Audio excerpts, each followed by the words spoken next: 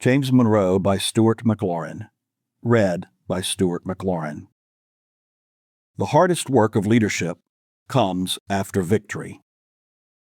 In Emanuel Lutz's iconic painting of Washington crossing the Delaware, James Monroe is depicted standing next to George Washington, holding high an American flag. Though Lutz took several artistic liberties, Monroe and Washington didn't share a boat, and the flag Monroe hoists in the painting would not be designed for another decade. Monroe did indeed serve with distinction in the Revolutionary War. He survived a serious wound at the Battle of Trenton in 1776 and earned commendations for his bravery. Monroe's legacy, however, owes less to his military exploits during the Revolution than to his role steering the early republic after the battles had been won. Born in 1758 and coming of age under the direct tutelage of Thomas Jefferson and James Madison, Monroe was an important bridge between the founding generation and the post-independence era. If the Revolution secured American independence, Monroe helped secure its durability. His efforts underscore that the hardest work of leadership often comes after victory. When ideals must be translated into institutions, unity must be preserved without an obvious enemy, and a fragile republic must be steadied for the long haul. Monroe's rapid ascent reflected not only his ambition, but a country learning how to govern itself. By 25, Monroe sat in the Virginia House of Delegates. By 27, he was a delegate to the Congress of the Confederation. By 32, a United States Senator. It would take him until the age of 41 to become governor of Virginia, which he did twice, his terms bookending diplomatic service as the United States Minister to France and then to the United Kingdom. Additional stints as Secretary of War and Secretary of State followed before Monroe was elected the nation's fifth president in 1816. The so-called era of good feelings Monroe ushered in posed its own test.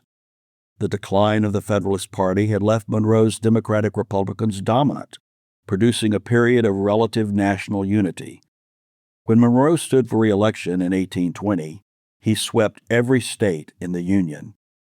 But governing without a robust opposition required restraint and vigilance, as well as a steady hand to balance individual liberty with collective strength.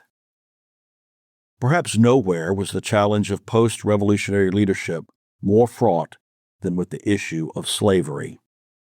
Monroe had helped negotiate the Louisiana Purchase from France, doubling the size of the United States.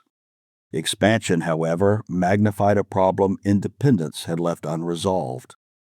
When Missouri became the first state from the Louisiana Territory to petition to join the Union, the question of whether to allow slavery into the new territories threatened to upset the delicate sectional balance between free and slave states and potentially sunder the infant nation.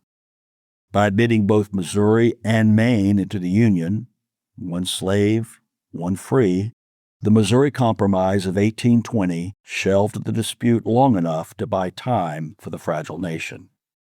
Even with many of the framers still living, the United States under Monroe grappled with how to apply the blueprint of the Constitution to the evolving needs of the nation. Projects such as the Cumberland Road, the country's first federally funded highway, promised to bind the Republic together by facilitating westward expansion and economic integration, yet also surfaced unresolved questions about the scope of federal power. Believing that Congress lacked the authority to administer and regulate infrastructure like the Cumberland, Monroe vetoed legislation authorizing the federal collection of tolls, before changing his mind and approving such a system. A similar tension emerged in the aftermath of the Panic of 1819, the nation's first major financial crisis, when Monroe, despite public anger and lingering unease over Congress's power to charter a national bank, supported the stabilizing role of the Second Bank of the United States. Many of the nation's landmark Supreme Court cases were decided during this period. It was in the United States' relations with foreign powers, however, that Monroe left his greatest mark. Having helped to purchase Louisiana from the French, the nationalistic Monroe and his similarly nationalistic Secretary of State, John Quincy Adams, exploited the outbreak of revolution in Spain's Latin American colonies to acquire Florida from the Spanish. In 1823, Monroe went further, declaring the Western Hemisphere off-limits to European colonization and asserting the United States as protector of the Americas. It would be decades before the United States was militarily strong enough to enforce this so-called Monroe Doctrine. Still, it became a cornerstone of United States foreign policy, reflecting Monroe's vision of a confident nation and anticipating America's rise as a global power. Even as he warned European powers to keep their armies out, Monroe readily imported the cultural trappings of the Old World. Influenced by his diplomatic service in France and his lifelong friendship with the Marquis de Lafayette, a revolutionary comrade in arms, Monroe introduced an elegant French flair to the presidential residence. That included commissioning pieces like the gilded Belanger furniture, still in use today, to enhance the young nation's prestige and project a more refined, cosmopolitan America. Monroe likewise collaborated with White House architect James Hoban, an Irish-born designer with a penchant for European-inspired architecture, to add the iconic South Portico to the White House. Inspired by French chateau and neoclassical ideals, the South Portico enhanced the building's grandeur, aligning it with the dignified residences of European capitals. Its graceful columns and commanding presence have made it one of the most universally recognized elements of American government, elevating the building from a functional residence to a symbol of national pride and power. Monroe also became a model of generational leadership, absorbing wisdom from those who came before, applying it with steady pragmatism during times of transition, and then empowering successors to chart a confident course forward. His trust in John Quincy Adams as Secretary of State not only produced the Monroe Doctrine, but groomed Adams for the presidency, where he carried forward nationalist and hemispheric visions. Similarly, Monroe's decision during the Seminole conflicts and Florida acquisition elevated Andrew Jackson's profile, strengthened executive authority in foreign affairs, and set precedents for presidential action that Jackson would later expand dramatically. The doctrine itself echoed through decades, invoked by Polk for westward expansion, adapted later by leaders like Theodore Roosevelt to justify intervention abroad, and cited as a guiding principle of American independence in the hemisphere. Though more understated than his more famous Virginian predecessors, Monroe was the youthful architect of a nation destined for greatness.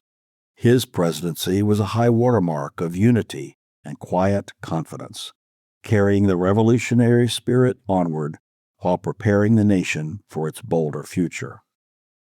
After a lifetime of public service and financial hardship, Monroe died penniless in New York City on July 4, 1831, the 55th anniversary of independence. Yet, his legacy endures not merely in a portico's columns, but in the strengthened presidency, the independent foreign policy course he charted, and the example of generational continuity he embodied, ensuring the Republic's ideals would outlast any single leader. As a strong believer in the presidential historic sites scattered across the country, I find special value in those dedicated to Monroe in Virginia. In Fredericksburg, the James Monroe Museum and Memorial Library, built on the site of his original law office and holding the nation's largest collection of his artifacts and documents, serves as a vital educational hub, preserving his story through exhibits, programs, and research, and inspiring visitors with his contributions to the early republic. Nearby in Charlottesville, Highland, Monroe's longtime estate, interprets his public career, family life, and the realities of slavery on the property, offering tours and events that bring his era to life and connect it to the broader American history. These sites, like so many presidential homes and museums, powerfully carry forward Monroe's legacy by educating new generations. Having visited Monroe's final resting place in Richmond's Hollywood Cemetery, I can attest to the distinction and dignity of his tomb. Known as the Birdcage, a striking Gothic Revival granite sarcophagus encased in ornate cast iron, overlooking the James River in President's Circle. It stands as a fitting memorial, humble yet commanding, honoring a leader whose quiet pragmatism helped secure the young nation's future.